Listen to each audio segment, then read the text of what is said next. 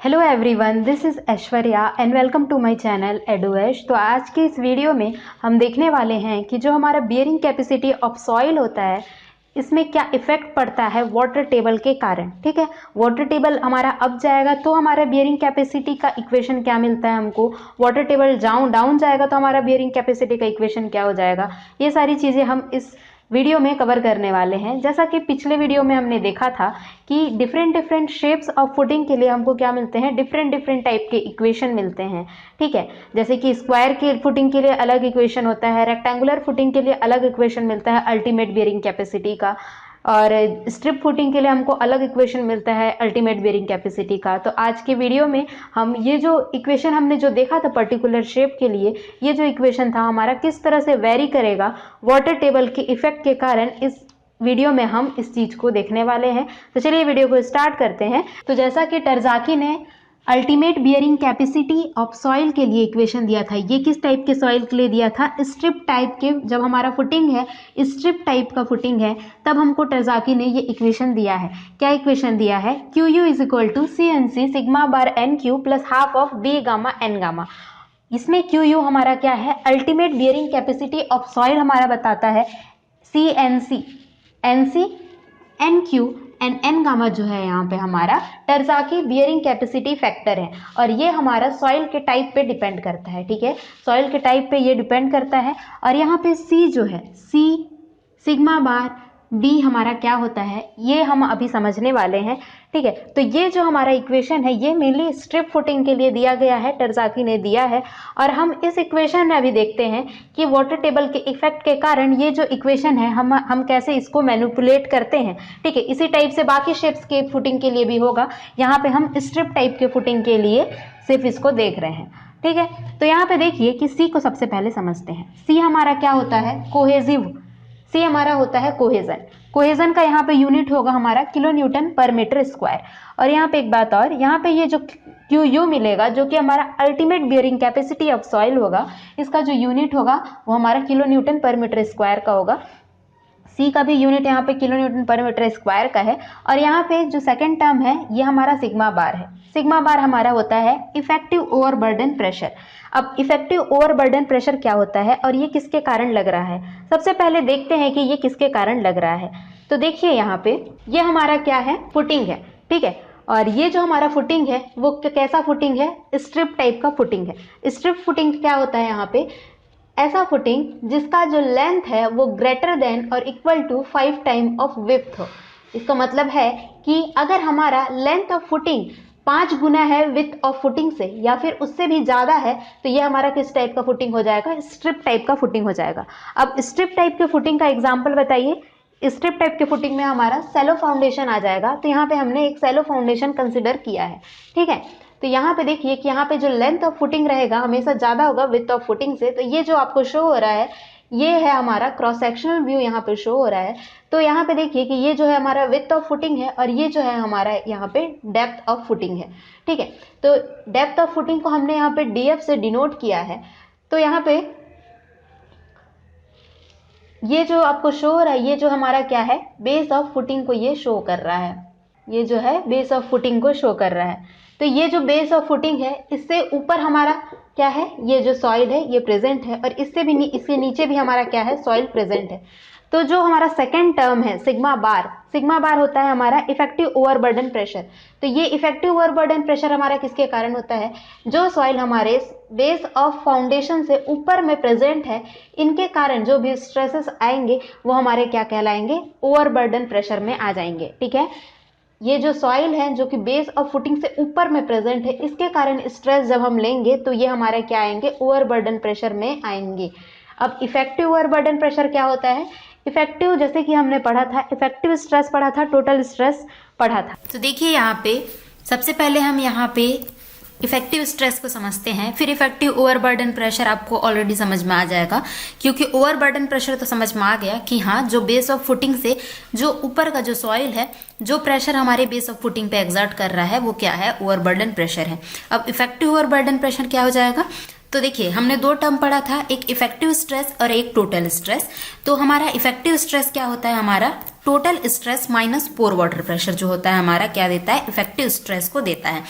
तो effective stress को हम सिग्मा बार से डिनोट करते हैं, टोटल स्ट्रेस को हम यहाँ पे सिग्मा से डिनोट करते हैं, और पोर वाटर प्रेशर हमारा यू से यहाँ पे डिनोट हो रहा है। तो हमारा जो पोर वाटर प्रेशर होता है इसको हम क्या लिखते हैं, गामा डब्ल्यू एच लिखते हैं, क्योंकि हमारा ये पोर वाटर प्रेशर किसके कारण होता है, वाटर के कारण होता है। तो इसके कारण जो प्रेशर होगा वो क्या हो जाएगा, unit weight of water into height of water rise. तो ये हमको क्या देता है, pore water pressure due to water दे देता है। ठीक है, तो ये आपको समझ में आ गया होगा कि हाँ, इफेक्टिव स्ट्रेस तो हमारा क्या होता है, टोटल स्ट्रेस माइनस यू। और हमारा टोटल स्ट्रेस कैसे लिखते हैं हम, कहीं तो हमको कहीं पे मान लीजिए टोटल स्ट्रेस लिखना है तो क्या होगा, यहाँ पे मान लीजिए ये ग्राउंड लेवल है और हमको यहाँ से जेड डेप्थ पे, ये जो डेप्थ है हमारा क्या है, जेड है, ये जो डेप्थ है हमारा क्या है, जेड है। तो यहाँ पे हमको क्या लिखना है, टोटल स्ट्रेस लिखना है। तो क्या हो जाएगा, अगर यहाँ पे ये जो सॉइल है ये क्या है, इसका यूनिट वेट गामा है, तो यहाँ पे जो टोटल स्ट्रेस होगा क्या होगा, गामा इंटू जेड होगा। गामा हमारा क्या होगा, unit weight of this soil. ठीक है, तो ये हमारा क्या होगा, टोटल स्ट्रेस हो जाएगा। और यहाँ पे पोर वाटर प्रेशर क्या होगा, वाटर के कारण है, इसीलिए हम यहाँ पे गामा डब्ल्यू ले रहे हैं गामा की जगह। और यहाँ पे हाइट ऑफ वाटर राइज हमारा एच होगा पीजोमीटर में, तो यहाँ पे पोर वाटर प्रेशर हमारा गामा डब्ल्यू एच का आएगा। तो इसको सॉल्व करने से हमारा इफेक्टिव स्ट्रेस मिलता है। ठीक है, लेकिन हमारा यहाँ पे क्या बोल रहा है कि हमारा ये जो केस है इसमें क्या है अभी कि वाटर टेबल प्रेजेंट नहीं है। वाटर टेबल जब प्रेजेंट नहीं है तो पोर वाटर प्रेशर क्या हो जाएगा, यहाँ पे रहेगा ही नहीं। जब पोर वाटर प्रेशर यहाँ पे है ही नहीं तो यू हमारा क्या हो जाएगा, यहाँ पे 0 हो जाएगा। तो हमारा जो इफेक्टिव स्ट्रेस होगा वो किसके इक्वल हो जा रहा है, टोटल स्ट्रेस के इक्वल हो जा रहा है। ठीक है, तो जो हम यहाँ पे इफेक्टिव स्ट्रेस लिखेंगे वही हमारा क्या होगा, यहाँ पे टोटल स्ट्रेस भी होगा। तो यहाँ पे sigma bar is equal to क्या हो जा रहा है, सिग्मा हो जा रहा है। तो यहाँ पे देखिए कि इफेक्टिव ओवरबर्डन प्रेशर हमारा क्या हो जाएगा। ठीक है, तो यहाँ पे जैसे कि हम यहाँ पे कोई वाटर टेबल शो नहीं कर रहा है, तो यहाँ पे अगर बेस ऑफ फुटिंग में हमको इफेक्टिव स्ट्रेस लिखना है तो क्या हो जाएगा, हमारा टोटल स्ट्रेस के ही इक्वल होगा। और जो हमारा टोटल स्ट्रेस क्या होता है, यहाँ पे यूनिट वेट इनटू डेप्थ हम टोटल स्ट्रेस लिखते हैं, तो क्या हो जाएगा, गामा जो है यूनिट वेट ऑफ सॉइल है और डेप्थ हमारा कितने में है, ये DF डेप्थ में प्रेजेंट है। DF हमारा क्या होता है, डेप्थ ऑफ फाउंडेशन होता है। तो गामा DF का हमारा यहाँ पे टोटल स्ट्रेस आ जाएगा जो कि हमारा इफेक्टिव स्ट्रेस के इक्वल होगा। ठीक है, तो फिर इसीलिए हमने यहाँ पे क्या लिखा है, effective stress is equal to gamma DF। और यहाँ पे जो गामा होगा वो हमारा क्या होगा कि जैसा कि हमने यहाँ पे बेस ऑफ फुटिंग से ऊपर जो भी सॉइल प्रेजेंट है उसके कारण हम यहाँ पे ओवरबर्डन प्रेशर कंसिडर कर रहे हैं। तो यहाँ पे जो हमारा गामा होगा ये होगा unit weight of soil present above the base of footing. ठीक है, तो ये हमारा क्या हो जाएगा, यहाँ पे गामा हो जाएगा। तो यहाँ पे सेकेंड टर्म आपको पता चल गया। थर्ड टर्म की बात करते हैं। थर्ड टर्म क्या है हमारा, half of B gamma N gamma. तो यहाँ पे बी हमारा है विड्थ ऑफ फुटिंग जो आपको यहाँ पे दिख भी रहा है। गामा हमारा क्या है, यहाँ पे मैं बताती हूँ। जैसे कि हमारा सेकेंड टर्म क्या को डिनोट कर रहा था, सॉइल जो कि हमारे बेस ऑफ फुटिंग से ऊपर प्रेजेंट है उसके इफेक्ट को शो कर रहा था। ठीक है, सेकेंड टर्म। हमारा जो थर्ड टर्म है यहाँ पे, ये जो भी सॉइल हमारे बेस ऑफ फुटिंग से नीचे प्रेजेंट है उसके इफेक्ट को यहाँ पे ये शो करता है।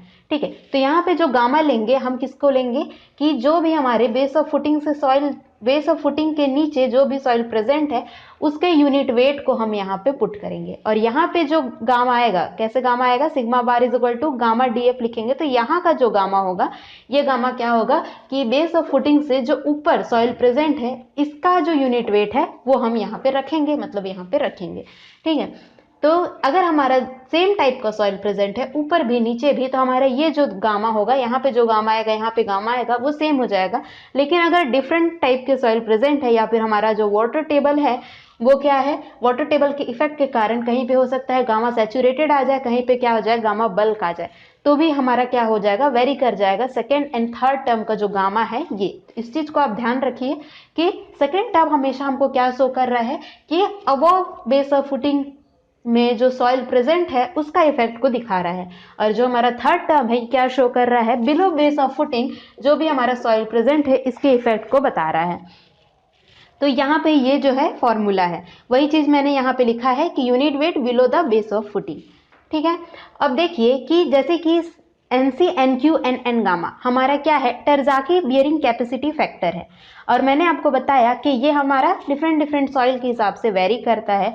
तो यहाँ पे दो साइंटिस्ट हैं, एक है टरज़ाकी जो कि हमारा क्या है, गॉड ऑफ सॉइल मैकेनिक्स है, और ये दूसरा है प्रांडाल। ठीक है, इन्होंने क्या किया कि ये NC NQ NN गामा का वैल्यू दिया अपने एक्सपेरिमेंट के अकॉर्डिंग।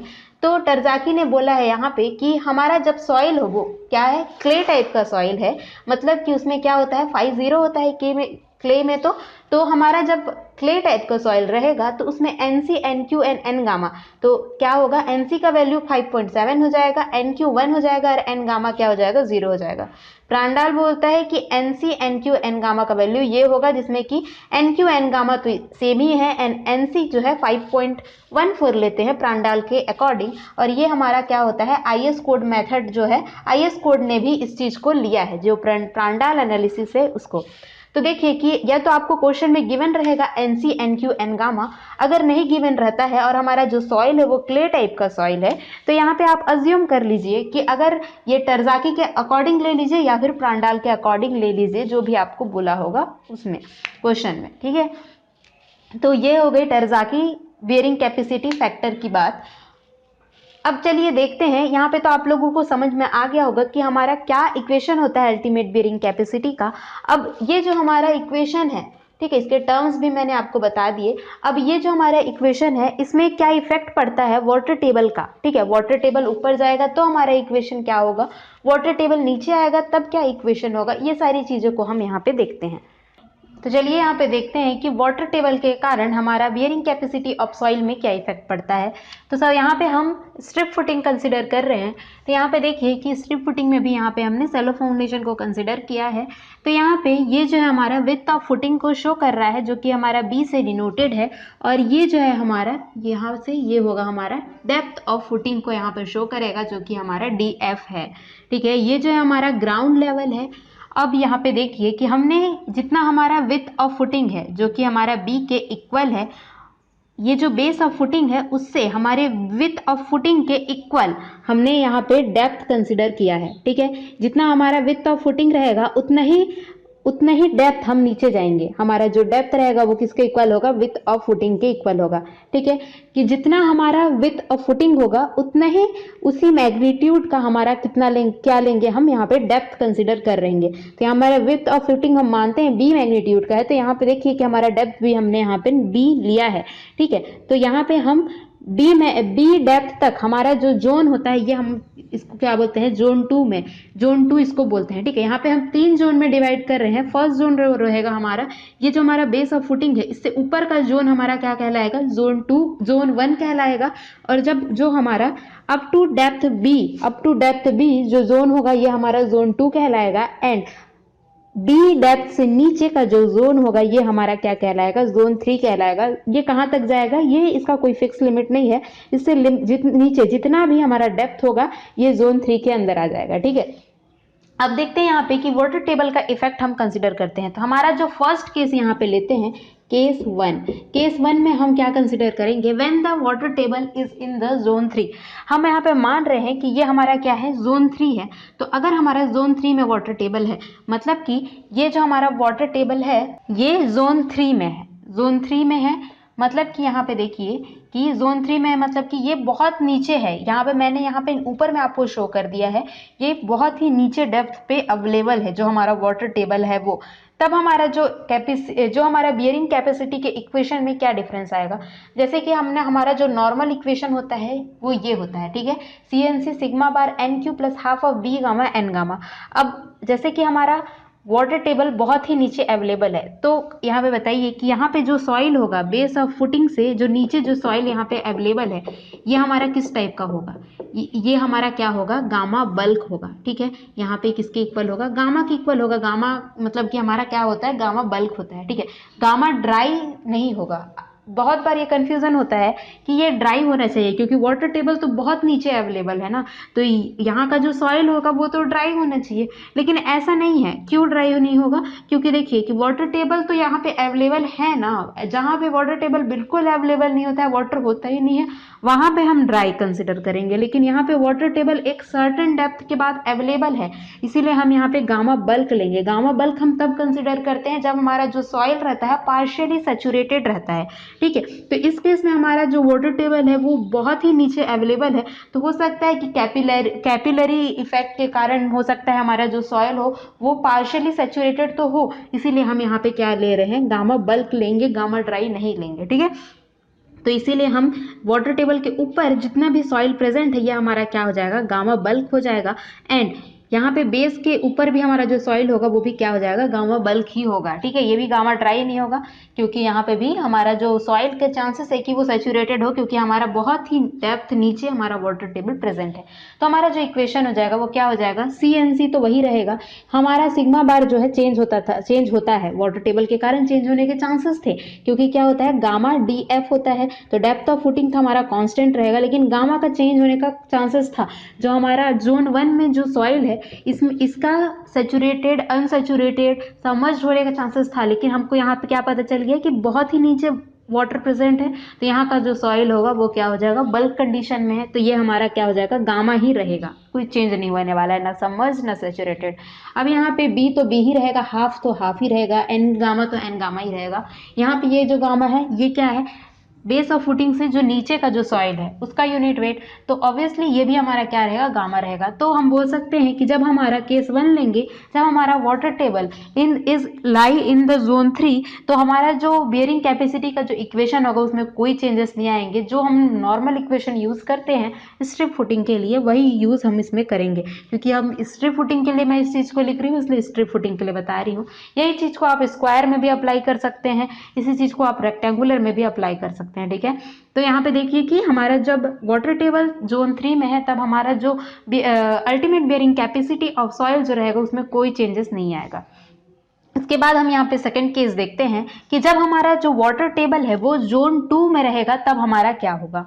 चलिए यहाँ पे देखते हैं कि जब हमारा वाटर टेबल जो है जोन 2 में आ गया है तब हमारा बियरिंग कैपेसिटी के इक्वेशन में क्या डिफरेंस आएगा। जैसे कि यहाँ पे आप देख सकते हैं हमने वाटर टेबल को जोन 2 में शो किया है, तो यहाँ पे देखिए कि हम यहाँ पे मान रहे हैं कि जो हमारा वाटर टेबल है ये बेस ऑफ फुटिंग से जेड नीचे है। तो यहाँ पे देखिए कि अगर हमारा जो टोटल डेप्थ ये कितना है, विड्थ ऑफ फुटिंग के इक्वल है, तो ये हमारा क्या हो जाएगा, बचा हुआ b माइनस जेड हो जाएगा। टोटल हमारा b है, हमने यहाँ पे जेड डेप्थ बिलो हमने वाटर टेबल को कंसिडर किया है, तो ये जो बचा हुआ डेप्थ होगा ये b माइनस जेड का हो जाएगा। तो यहाँ पे जैसे कि वाटर टेबल हमारा यहाँ पे है, तो वाटर टेबल से ऊपर में जो सॉइल होगा वो क्या होगा, यहाँ पे बल्क कंडीशन में होगा। ठीक है, ड्राई नहीं बोल सकते, हम क्या बोल सकते हैं, पार्शियली सैचुरेटेड होगा ये बोल सकते हैं, क्योंकि कैपिलरी के कारण हो सकता है हमारा जो वॉइड्स है वो क्या है, वाटर से फिलअप हो। तो हम इसको पार्शियली सैचुरेटेड मान के चलते हैं कि हमारा जो सॉइल है ये क्या है, बल्क कंडीशन में है, मतलब कि पार्शियली सैचुरेटेड है। और जो भी सॉइल है क्या है, वाटर टेबल से नीचे में प्रेजेंट है, मतलब कि उसमें क्या है, उनके बीच में के जो वॉइड्स हैं इनमें क्या भरा हुआ है, वाटर फिलअप है। तो ये हमारा सॉइल हमारा किस केस में हो जाएगा, सैचुरेटेड कंडीशन में हो जाएगा। तो ये हमारा जो यूनिट वेट आएगा इस केस में हम इसको क्या कंसीडर करेंगे, गामा सैचुरेटेड कंसीडर कर रहे हैं। ठीक है, तो यहाँ पे ये रीजन है gamma and gamma saturated consider करने का। अब देखिए कि when water table is in the zone 2 तब हमारा क्या इफेक्ट आएगा इस इक्वेशन में। तो हमारा जो नॉर्मल इक्वेशन है वो क्या है, CNC sigma bar NQ plus half of B gamma N gamma. ठीक है, लेकिन हमारा जो वाटर टेबल है वो क्या हो चुका है, यहाँ पे शिफ्ट हो चुका है। तो हमारा यहाँ पे दो जो टर्म है वो चेंज होते हैं हमेशा, वाटर टेबल के इफेक्ट के कारण हमेशा दो टर्म जो है चेंज होंगे। आप ध्यान रखिएगा कि जो हमारा सेकंड टर्म है एंड जो हमारा थर्ड टर्म है ये हमारा क्या होता है, चेंज होता है। क्यों चेंज होगा, क्योंकि इन्हीं दोनों में तो हमारा क्या है, गामा इंक्लूडेड है, और गामा ही तो हमारा वाटर टेबल के अकॉर्डिंग वेरी करता है। इसीलिए हम यहाँ पे क्या कर रहे हैं, सेकेंड एंड थर्ड टर्म में यहाँ पे चेंजेस ला रहे हैं वाटर टेबल के अकॉर्डिंग। तो यहाँ पे देखिए कि हमारा सिग्मा बार क्या होता है, सिग्मा बार होता है gamma into DF। Gamma DF, gamma हमारा क्या होता है, unit weight of soil above base of footing. तो यहाँ पे अबव बेस ऑफ फुटिंग तो हमारा क्या होगा, बल्क पहले भी था अभी भी बल्क ही रहेगा, क्योंकि हमारा क्या है, वाटर टेबल यहाँ तक आया है, तो इसके ऊपर का जितना भी सॉइल होगा वो क्या होगा, यहाँ पे बल्क में ही होगा, तो गामा DF ही होगा। तो अभी इसमें कोई चेंज नहीं आ रहा है। जब हमारा वाटर टेबल कहाँ है, जोन 2 में है, तब हमारा सेकेंड टर्म में कोई चेंजेस नहीं आ रहे हैं। थर्ड टर्म की बात करते हैं तो हमारा गामा क्या होगा। अब यहाँ पे देखिए कि थर्ड टर्म में हम क्या लेते हैं, जो गामा होता है बिलो बेस ऑफ फुटिंग, जो भी हमारा यूनिट वेट ऑफ सॉइल होगा उसको हम कंसीडर करते हैं। तो यहाँ पे बिलो बेस ऑफ फुटिंग हमको दो टाइप का गामा मिल गया, एक गामा मिल गया और एक गामा सैचुरेटेड मिल गया। दो टाइप का यूनिट वेट मिल रहा है, एक जो है हमारा गामा है एंड दूसरा जो है गामा मतलब कि बल्क यूनिट वेट है एंड दूसरा जो है सैचुरेटेड यूनिट वेट है। तो हम किसको कंसीडर करें गामा की जगह, तो इस केस में हम क्या करेंगे, सॉरी गामा DF ही होगा। तो इस केस में हम क्या करेंगे, गामा एवरेज निकालेंगे। तो यहाँ पे जो भी गामा हम पुट करेंगे ये हमारा क्या हो जाएगा, गामा एवरेज के इक्वल हो जाएगा। गामा एवरेज हम कैसे निकालेंगे, gamma average is equal to हमारा हो जाएगा गामा इंटू जेड। ये हमारा कहाँ तक, ये जो गामा है हमारा जेड डिस्टेंस तक अवेलेबल है, इसलिए यहाँ पे गामा इंटू जेड हो जाएगा। और ये जो है हमारा gamma saturated B minus Z distance तक अवेलेबल है, तो gamma saturated into B minus Z हो जाएगा हमारा। ठीक है, तो ये हम एक टाइप से एवरेज निकाल रहे हैं। और हमारा जो टोटल डेप्थ है वो कितना है, Z plus B minus Z. ठीक है, तो ये हमारा कितना है B। ठीक है, तो वही हम यहाँ पे कर रहे हैं कि हम एक तरह से एवरेज निकाल रहे हैं, gamma into Z plus gamma saturated into B minus Z upon हमारा जितना भी डेप्थ है Z plus B minus Z. तो हमने वही यहाँ पे लिखा है। ठीक है, तो इस जब हमारा जो वाटर टेबल है वो सेकेंड जोन में है, तो हमारा जो सेकेंड टर्म है वो क्या होगा, कोई भी चेंजेस नहीं आएंगे उसमें। लेकिन जब भी हमारा जो वाटर टेबल है वो थर्ड जोन में रहेगा, तो क्या हो जाएगा, गामा जो रहेगा वो गामा एवरेज हो जाएगा। और इसका जो वैल्यू है हम इस तरह से कैलकुलेट करेंगे। इसके बाद यहाँ पे क्या आता है, यहाँ पे R gamma star. R gamma star हम कैसे फाइंड आउट करेंगे, आर गामा स्टार को फाइंड आउट करने के लिए यहाँ पे फॉर्मूला है 0.5 1 प्लस जेड बाई बी। ठीक है, इसमें हमारा Z क्या है, ये जो डेप्थ है, ठीक है, बेस ऑफ फुटिंग से कितना है नीचे हमारा वाटर टेबल प्रेजेंट है वो Z है, एंड B यहाँ पे विथ ऑफ फुटिंग है। तो आर गामा स्टार को फाइंड करने के लिए ये हमारा फॉर्मूला है। तो देखिए कि हमारा जो आर गामा स्टार है इसका जो वैल्यू है वो कहाँ से कहाँ तक वेरी करेगा। जब हमारा Z 0 हो जाएगा तो ये टर्म क्या हो जाएगा, 0 हो जाएगा। तो आर गामा स्टार हमारा कितना आएगा, 0.5। ठीक है, अगर हमारा Z जो है B के इक्वल आ जाता है तो ये कम टर्म क्या हो जाएगा, यहाँ पे 1 आ जाएगा। तो 1 प्लस 1 हमारा 2, तो 2 इंटू 0.5 तो हमारा क्या हो जाएगा, 1 आ जाएगा। तो आर गामा स्टार का वैल्यू क्या हो जाएगा, 1 आ जाएगा। तो हमारा जो आर गामा स्टार का जो रेंज है वो 0.5 टू 1 के बीच में यहाँ पे वेरी करता है। ठीक है, तो कब यहाँ पे 0.5 होगा, कब यहाँ पे 1 होगा।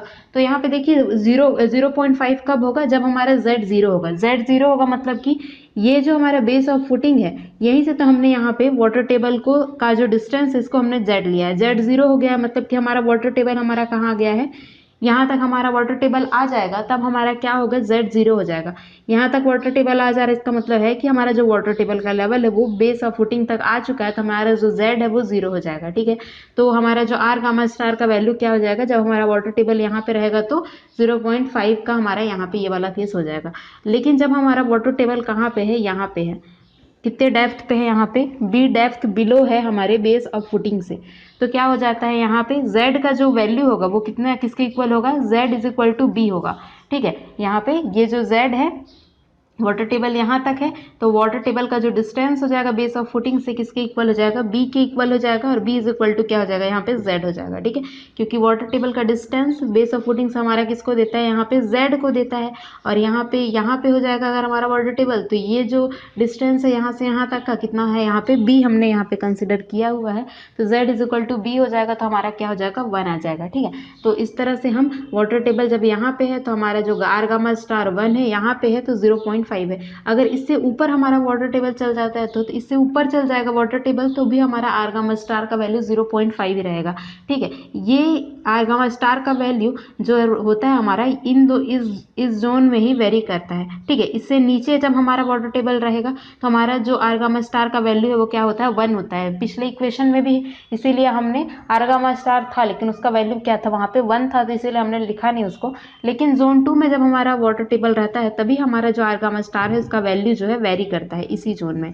ठीक है, तो यहाँ पे 1 रहेगा, यहाँ पे 0.5 रहेगा, इससे ऊपर रहेंगे तो 0.5 रहेगा, इससे नीचे आएंगे तो 1 रहेगा, और इन दोनों के बीच में रहेगा। तो हम आर गामा स्टार का वैल्यू क्या करेंगे, फाइंड आउट करेंगे 0.5 1 प्लस Z बाई B से।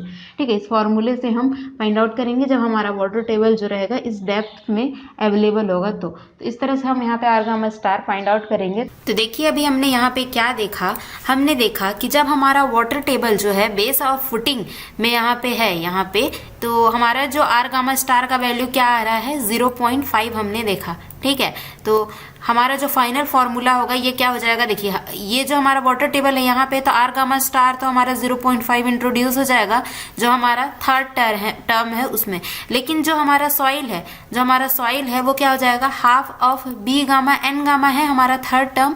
तो ये जो गामा है ये हमारा कौन सा गामा हो जाएगा, जैसे कि वाटर टेबल यहाँ आ जाएगा तो इसके नीचे का जो सॉइल है वो क्या हो जाएगा, पूरी तरह सैचुरेटेड हो जाएगा। ठीक है, तो इस गामा की जगह हम गामा एवरेज ना यूज करके हम क्या यूज करेंगे, यहाँ पे गामा सैचुरेटेड यूज करेंगे। गामा एवरेज कब यूज करेंगे, जब हमारा सॉइल ये यहाँ पे बीच में प्रेजेंट होगा तो हम क्या करेंगे, ऊपर वाले का और नीचे वाले का एवरेज ले लेंगे। लेकिन जब हमारा यहाँ पे वाटर जो है यहाँ पे प्रेजेंट है तो हम यहाँ पे क्या करेंगे कि इसके नीचे का जो सॉइल है वो तो फुल्ली सैचुरेटेड है, तो सिर्फ हम यहाँ पे क्या ले लेंगे, गामा सैचुरेटेड डायरेक्टली यूज में ले लेंगे। ठीक है, क्योंकि हम थर्ड टर्म में कौन सा सॉइल को देखते हैं, जो बेस ऑफ फुटिंग से नीचे प्रेजेंट है। तो हमारा क्या है, हमारा जो थर्ड टर्म है ये हमारा क्या है, उसमें जो सॉइल है वो हमारा क्या हो जा रहा है, अभी पूरी तरह सैचुरेट हो जा रहा है, क्योंकि वाटर टेबल कहाँ तक आ गया है, यहाँ पे बेस तक आ गया है। तो इसके नीचे का जो सॉइल है वो सैचुरेटेड है, इसलिए हम गामा सैचुरेटेड यहाँ पे लेंगे। एवरेज कब लेंगे, जब हमारा जो वाटर टेबल है यहाँ बीच में प्रेजेंट होगा। अगर हमारा वाटर टेबल यहाँ पे प्रेजेंट है तो हम कौन सा गामा लेंगे, तो देखिए हमारा बेस ऑफ फुटिंग के नीचे जो हमारा सॉइल होगा वो क्या हो जाएगा, यहाँ पे जो रहेगा सैचुरेटेड नहीं रहेगा, ये बल्क कंडीशन में होगा। ठीक है, ड्राई नहीं होगा, बल्क होगा, क्योंकि कैपिलरी के कारण कुछ ना कुछ वाटर तो हो सकता है, इसीलिए हम यहाँ पे बल्क कंसिडर करेंगे। ठीक है, तो आपको गामा सैचुरेटेड लेना है कब, गामा बल्क लेना है कब, गामा एवरेज लेना है थर्ड टर्म में, जब हम जोन 2 में यहाँ पे हमारा वाटर टेबल है, तब हमको थर्ड टर्म में क्या क्या चेंजेस हमको करना है आपको समझ में आ गया होगा। आई होप एक बार फिर से देख लेते हैं कि फाइनल इक्वेशन क्या बनेगा इसका। ठीक है, यहाँ पे देखिए कि जब हमारा z इज इक्वल टू क्या हो जा रहा है, यहाँ पे 0 हो जाएगा जब हमारा बेस ऑफ फुटिंग तक वाटर आ जा रहा है, तो गामा एवरेज क्या हो जाएगा, गामा सैचुरेटेड हो जाएगा, क्योंकि इसके नीचे का जो भी सॉइल है वो सैचुरेटेड हो जा रहा है। और गामा स्टार जो रहेगा, आर गामा स्टार जो रहेगा 0.5 हो जाएगा। तो फाइनल इक्वेशन हमारा half of B gamma saturated N gamma into 0.5 बनेगा। ठीक है, और जब हमारा जो सेकेंड टर्म है इसमें भी तो हमारा गामा आ रहा है ना, सिग्मा बार को हम क्या लिखेंगे, गामा डीएफ लिखेंगे। लेकिन हमारा ये जो गामा है, ये गामा कौन सा रहेगा, ये जो गामा है हमारा, ये क्या होता है, जो हमारा बेस ऑफ फुटिंग से ऊपर जो सॉइल प्रेजेंट है, यहाँ पे जो सॉइल प्रेजेंट है, ये इससे ऊपर का जो सॉइल प्रेजेंट है इसका गामा है। तो यहाँ पे गामा तो चेंज नहीं हो रहा है ना, हमारा सेकेंड टर्म कोई भी चेंज नहीं हो रहा है। हमारा कौन सा टर्म चेंज हो रहा है, हमारा थर्ड टर्म चेंज हो रहा है, क्योंकि हमारा जो वाटर टेबल है वो कहाँ पे लाई कर रहा है, जोन 2 में लाई कर रहा है, ये अभी जोन 3 में नहीं गया है। ठीक है, तो हमारा सेकेंड टर्म क्या होगा, गामा डीएफ ही रहेगा, गामा हमारा क्या रहेगा, बल्क रहेगा। ठीक है, तो देखिए जब हम यहाँ पे जोन 2 की बात किए तो हमारा क्या चेंज हमको मिला है, सिर्फ और सिर्फ हमारा जो थर्ड टर्म है वही हमको चेंज मिला है, सेकेंड टर्म तो वही रहेगा गामा डीएफ ही जो पहले रहता था। अब यहाँ पे हमने एक और केस देखा कि जब हमारा z is equal to B हो जाएगा, जब हमारा बेस ऑफ फुटिंग तक हमारा वाटर टेबल आ जाएगा, तब हमारा क्या हो जाएगा, आर गामा स्टार जो रहेगा 1 हो जाएगा, और गामा एवरेज को हम गामा से रिप्लेस कर देंगे, क्योंकि हमारा जो बेस ऑफ फुटिंग का नीचे का सॉइल जो रहेगा वो क्या रहेगा, बल्क कंडीशन में रहेगा। तो यहाँ पे जो गामा लेंगे, ये वाला गामा, ये हमारा क्या रहेगा, गामा बल्क ही रहेगा। और यहाँ पे आर गामा स्टार को यहाँ पे 1 यहाँ पे ले लिया है हमने, और ये सिग्मा बार डीएफ तो जो हमारा फर्स्ट केस में था वही इसमें भी रहेगा, जो कि हमारा क्या रहेगा, गामा डीएफ रहेगा। ठीक है, कोई चेंजेस नहीं आएंगे। तो आप याद रखिए कि जब हम यहाँ पे जोन 3 में कैलकुलेट किए तो हमारा जो इक्वेशन था उसमें कोई भी चेंज नहीं हुआ, जो हमारा नॉर्मली हम स्ट्रिप फुटिंग के लिए यूज करते हैं वही इक्वेशन हमारा आएगा। और जब हमने यहाँ पे जोन 2 में कैलकुलेट किया तो जोन 2 में हमारा क्या हो गया, सिर्फ और सिर्फ थर्ड टर्म मॉडिफाई हुआ। क्या मॉडिफिकेशन हुआ है यहाँ पे कि आर गामा स्टार यहाँ पे इंट्रोड्यूस हो गया है, और आर गामा स्टार का जो वैल्यू है वो किस तरह से वेरी करेगा, 0.5 1 + z/b। तो अगर हमारा वाटर टेबल जोन 2 में प्रेजेंट है इस तरह से, तो हम यहाँ पे क्या करेंगे कि आर गामा स्टार का वैल्यू कैलकुलेट कर लेंगे, अगर बीच में प्रेजेंट है तो। और यहाँ पे अगर ये यहाँ पे बेस ऑफ फुटिंग में ही प्रेजेंट है तो आर गामा स्टार का वैल्यू 0.5 आ जाएगा। और अगर हमारा यहाँ पे प्रेजेंट है तो हमारा क्या हो जाएगा, यहाँ पे प्रेजेंट है मतलब कि यहाँ पे बी डेप्थ नीचे प्रेजेंट है, तो यहाँ पे क्या हो जाएगा, आर गामा स्टार का वैल्यू जो होगा यहाँ पे 1 आ जाएगा, जो कि हमने z is equal to B पे 1 निकाला है। ठीक है, तो यहाँ पे आर गामा स्टार का बस वैल्यू पुट कर दीजिए, और यहाँ पे जो थर्ड टर्म के अकॉर्डिंग जो गामा आपको लगता है कि लेना चाहिए, जैसे कि यहाँ पे कौन सा गामा लेते हैं हम थर्ड टर्म में, जो हमारा बेस ऑफ फुटिंग के नीचे का गामा लेते हैं, तो यहाँ पे हमारा क्या हो जाएगा, z इज इक्वल टू जब b रहेगा तो गामा एवरेज गामा की इक्वल हो जाता है, अगर z इज इक्वल टू 0 रहेगा तो हमारा क्या हो जाएगा, गामा एवरेज गामा सैचुरेटेड के इक्वल आ जाता है। और कैसे ये आता है ये मैंने ऑलरेडी बता चुका है, ठीक है। Z इज इक्वल टू 0 तो मतलब वाटर टेबल यहाँ, तो इसके नीचे का जो सॉइल रहेगा वो क्या हो जाएगा, पूरी तरह सैचुरेटेड हो जाएगा, तो गामा सैचुरेटेड ले लेंगे। यहाँ पे Z is equal to B, मतलब कि क्या हो जाएगा कि जो हमारा ये जो फुटिंग है इसके नीचे का जो सॉइल है वो बल्क कंडीशन पे है, तो हम क्या ले लेंगे यहाँ पे गामा एवरेज के जगह सिर्फ गामा ले लेंगे। और जब हमारा वाटर टेबल यहाँ पे रहेगा तो क्या करेंगे, इन दोनों का एवरेज ले लेंगे, गामा और गामा सैचुरेटेड का। और यहाँ पे सेकेंड टर्म जो रहेगा एज इट इज रहेगा, क्योंकि हमारा जो वाटर टेबल है वो कहाँ पे प्रेजेंट है, सेकेंड जोन में प्रेजेंट है। अब जब हम जोन 1 में देखते हैं तब हमारा क्या होता है, जोन 1 में जब हम देखेंगे तो हमारा दोनों टर्म जो रहेगा यहाँ पे चेंज होगा। यहाँ पे थर्ड केस में हमारा दोनों टर्म चेंज हो जाएगा, second and third both terms जो रहेगा यहाँ पे मॉडिफाई होगा। क्या मॉडिफाई हो रहा है, सेकेंड थर्ड टर्म जो रहेगा वो तो सेम ही रहेगा, उसमें क्या रहेंगे कि आर गामा स्टार ही मॉडिफाई होगा। तो आर गामा स्टार तो मैंने आपको बता ही दिया कि किस तरह मॉडिफाई होता है। तो हमारा अभी कहाँ वाटर आ चुका है, फर्स्ट जोन में आ चुका है। तो हमारा जब थर्ड टर्म मॉडिफाई होता है तो हम सिर्फ वहां पे क्या करते हैं, आर गामा स्टार को क्या करते हैं, पुट कर देते हैं थर्ड टर्म में। तो जब हमारा वाटर टेबल ऊपर आ जाता है तो आर गामा स्टार का वैल्यू क्या हो जाता है, यहाँ पे 0.5 हो जाता है। अगर हमारा वाटर टेबल क्या रहता है, इस तरह से इससे ये जो बी डेप्थ से नीचे रहता है तो आर गामा स्टार का वैल्यू क्या हो जाता है, 1 हो जाता है। और यहाँ पे जोन 2 में जब हमारा वाटर टेबल रहता है तो आर गामा स्टार का वैल्यू हम क्या करते हैं, फाइंड आउट करते हैं।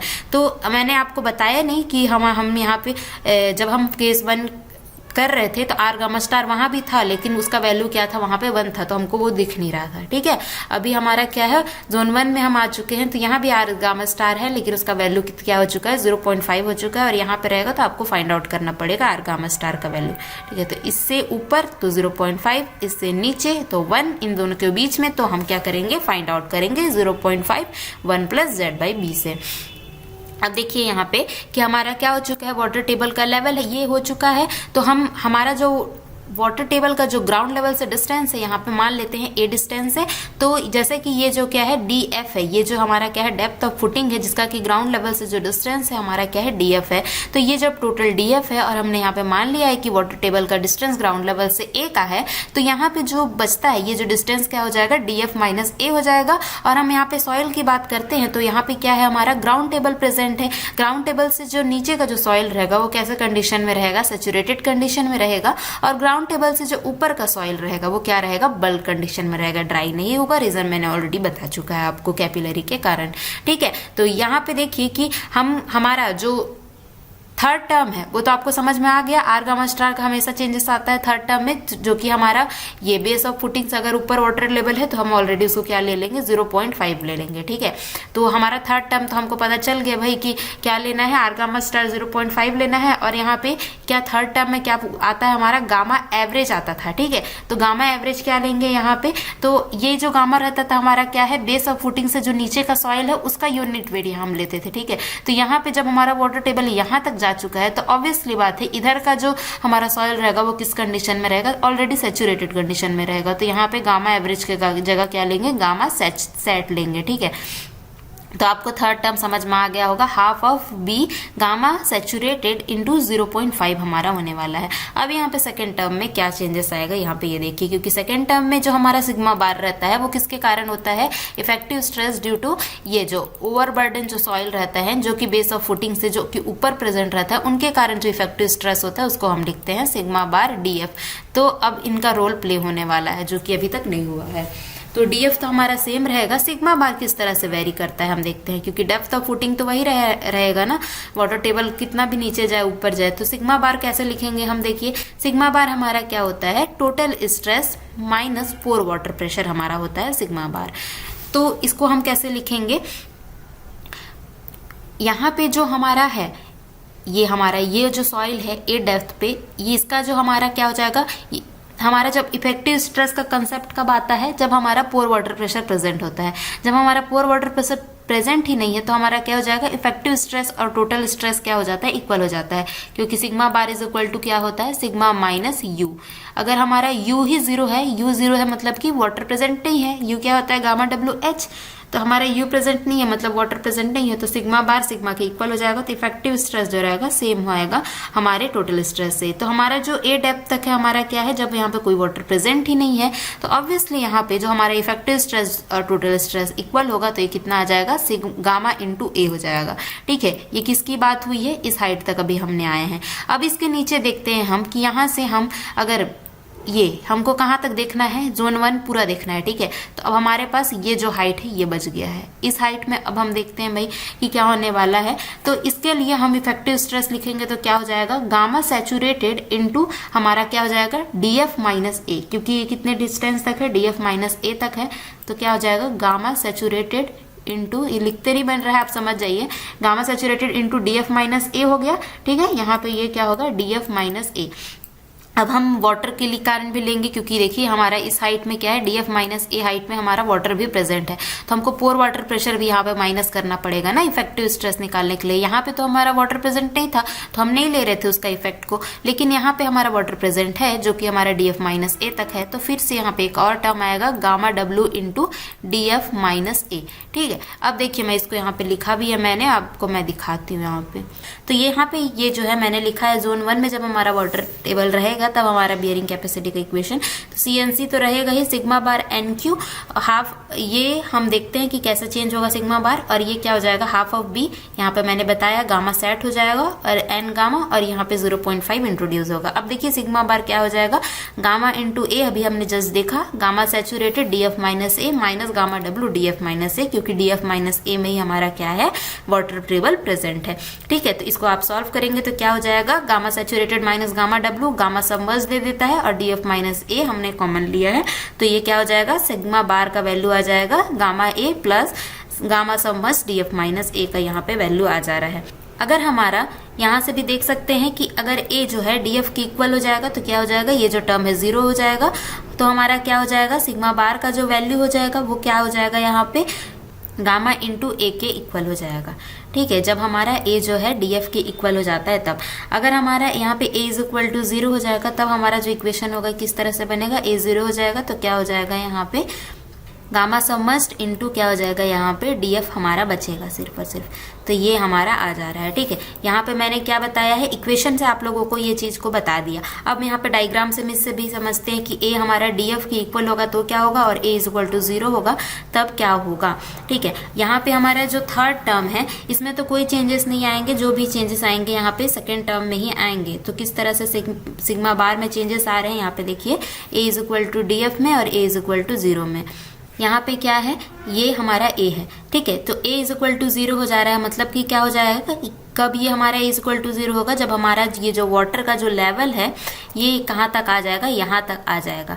ठीक है, जब हमारा वाटर टेबल है वो यहाँ तक आ जाएगा तभी हमारा क्या हो जाएगा, ए जो है ये 0 हो जाएगा, क्योंकि हमारा ए क्या दिखा रहा है, वाटर टेबल का ग्राउंड लेवल से डिस्टेंस दिखा रहा है। तो जब हमारा वाटर टेबल यहाँ तक चला गया है तब इसका मतलब क्या हो गया है कि हमारा ए 0 हो गया है। अब जब ए 0 हो गया है तब हमारा क्या हो जाएगा, सिग्मा बार जो रहेगा वो हम कैसे लिखेंगे, हमारा जो सिग्मा बार रहेगा वो क्या हो जाएगा, यहाँ पे ये जो सॉइल रहेगा वो क्या है, पूरी तरह से सबमर्ज्ड हो चुका है, तो हम सीधे क्या लिखेंगे, यहाँ पे सिग्मा बार जो रहेगा हमारा वो क्या हो जाएगा, sigma bar is equal to gamma submerged, और ये क्या हो जाएगा, यहाँ पे ये जो डिस्टेंस है ये कितने डेप्थ तक है, डीएफ तक है, गामा सबमर्ज्ड इनटू डीएफ हो जाएगा जब हमारा वाटर टेबल जो रहेगा ए ऊपर तक आ जाएगा तब। अब जब हमारा वाटर टेबल जो है कहाँ तक रहेगा, ए इज इक्वल टू डीएफ वाला केस देखते हैं। ए इज इक्वल टू डीएफ वाला केस कौन सा हो जाएगा, यहाँ पे हमारा जब लेवल है वाटर का यहाँ तक रहेगा तभी हमारा ए इज इक्वल टू डीएफ होगा,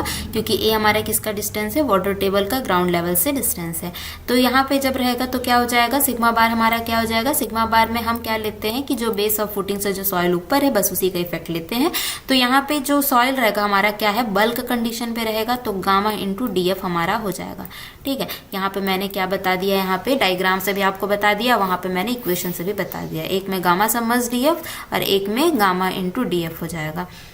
तो यहाँ पे मैं भी वही बताया था कि यहाँ पे जब हमारा क्या हो जाएगा, सिग्मा बार जो रहेगा किसके इक्वल हो जाएगा, यहाँ पे ए डीएफ के इक्वल हो गया, तो ये टर्म हमारा क्या हो रहा था, 0 हो जा रहा था, और क्या हो जा रहा था, गामा इंटू ए बच रहा था, तो ए हमारा डीएफ की इक्वल है तो सिग्मा बार गामा डीएफ आ रहा था।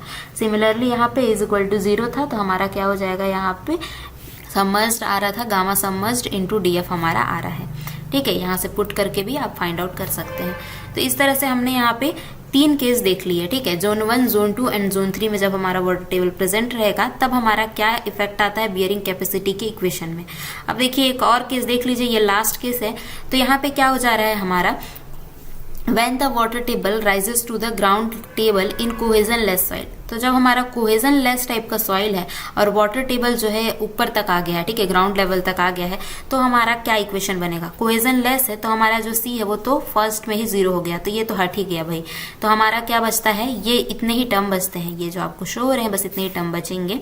तो ये किस टाइप का सॉइल है, कोहेजन लेस टाइप का है। और जैसे कि हमारा क्या है, वाटर टेबल जो है ऊपर तक आ गया है, तो इसका मतलब है कि जो आर गामा स्टार का वैल्यू 0.5 होगा। और जब हमारा बेस ऑफ फुटिंग से नीचे जो सॉइल होगा वो सैचुरेटेड हो चुका होगा। तो ये तो हमारा टर्म आपको समझ में आ गया होगा। अब यहाँ पे सिग्मा बार NQ की बात करते हैं। तो सिग्मा बार हमारा क्या हो गया होगा, हमारा जो सॉइल है वो क्या हो गया होगा, बेस ऑफ फुटिंग से ऊपर का जो सॉइल है उसी को हम कंसिडर करेंगे सिग्मा बार वाले में। तो हमारा क्या हो चुका होगा, वो पूरी तरह सबमर्ज्ड हो चुका होगा। तो यहाँ पे सिग्मा बार हमारा क्या हो जाएगा, गामा सबमर्ज्ड इनटू डीएफ हो जाएगा। ठीक है, तो यहाँ पे ये हमको इक्वेशन मिल रहा है, ये 0 हो चुका है, तो सिग्मा बार की जगह gamma submerged DF NQ plus half of B, यहाँ पे gamma saturated N gamma into 0.5 है। तो देखिए कि हमारा एक रिलेशन होता है कि जो गामा सबमर्ज्ड होता है वो क्या होता है, हाफ ऑफ गामा सैचुरेटेड होता है। ठीक है, तो यहाँ पे हाफ ऑफ गामा सैचुरेटेड ये जो टर्म है इन दोनों को मिला के यहाँ पे मैंने गामा सबमर्ज से रिप्लेस किया है। तो हाफ ऑफ बी और इन दोनों की जगह gamma submerged into N gamma, ये होता है हमारा अप्रॉक्सीमेट वैल्यू होता है, इसीलिए हमने यहाँ पे ये अप्रॉक्सीमेट का साइन भी दिया है। ठीक है, डायरेक्ट इक्वल टू नहीं लिखा है।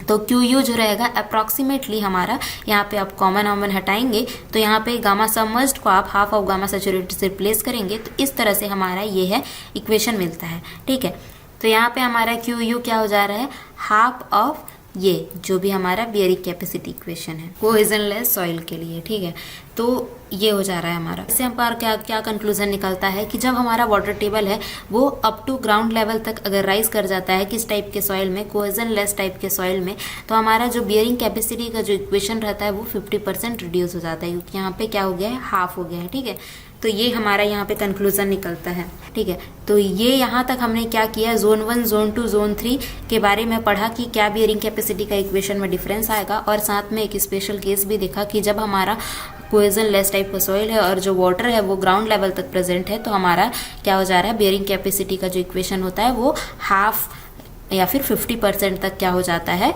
कम हो जाता है। ठीक है, ultimate bearing capacity of soil होता है जो कि डिक्रीज हो जाता है। ठीक है, तो आई होप आप लोग को अभी तक जितना भी पढ़ाया मैंने ये समझ में आया होगा। नेक्स्ट इसका जो लास्ट का पार्ट है इसको मैंने PDF में इसलिए पढ़ाया क्योंकि मैंने इसको डिफरेंट डेज में रिकॉर्डिंग किया है। ठीक है, तो इसके बाद वाला जो पार्ट होगा उसमें मैं क्या बताऊंगी कि हम अभी तक जितना भी हमने पढ़ा है उसका कंक्लूजन मैं बताने वाली हूँ एक तरह से, कि कोहेसिव सॉइल है या फिर कोहेजन लेस सॉइल है, तो उनका जो बियरिंग कैपेसिटी है वो किस किस फैक्टर पे डिपेंड कर रहा है या फिर किस किस चीज़ पे डिपेंड नहीं कर रहा है। अभी जितना भी हमने पढ़ा इसका कंक्लूजन एक तरह से बताऊंगी। ठीक है, तो इस वीडियो में बस इतना ही। अगर आपको वीडियो पसंद आया तो वीडियो को लाइक कीजिए और हमारे चैनल को सब्सक्राइब कीजिए। Thank you so much for watching this video.